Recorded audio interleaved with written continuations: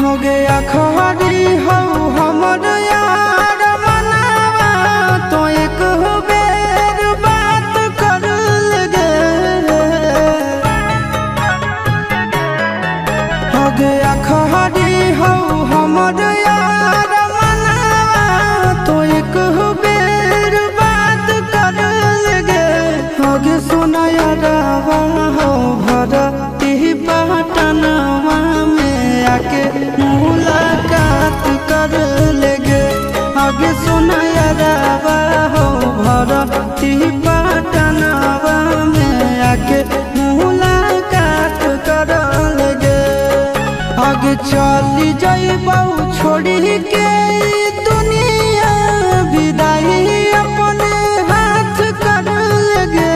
आगे सुना यारवा हो भरती पटनवा में आके मुलाकात कर लेगे।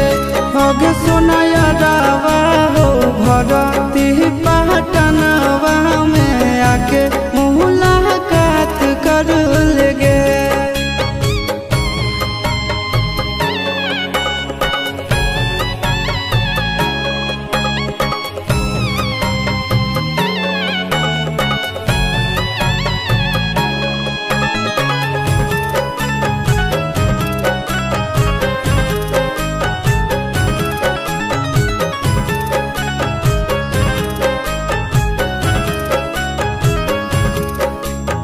मरे घड़ी पनिया पिलाई दी है जान गे।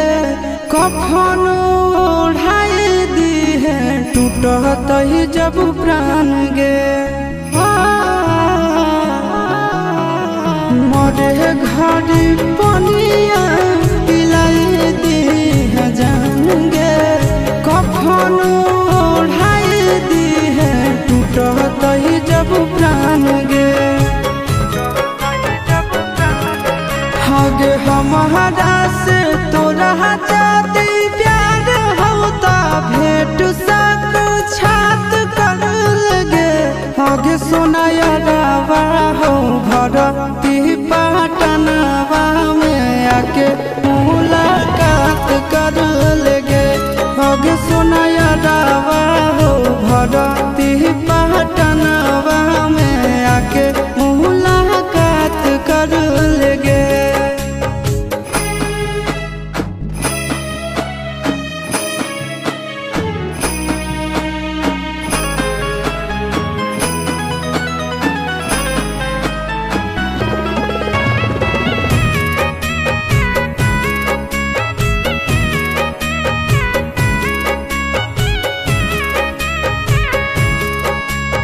डॉक्टर जवाब दिल के बुलावा मौत के। देखी के चेहरा जानू चल जाई है लौट के।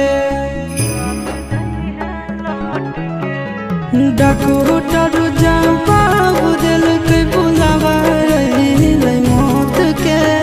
देखी के चेहरा जानू चल जाई है लौट के। आगे अमन आलम गेला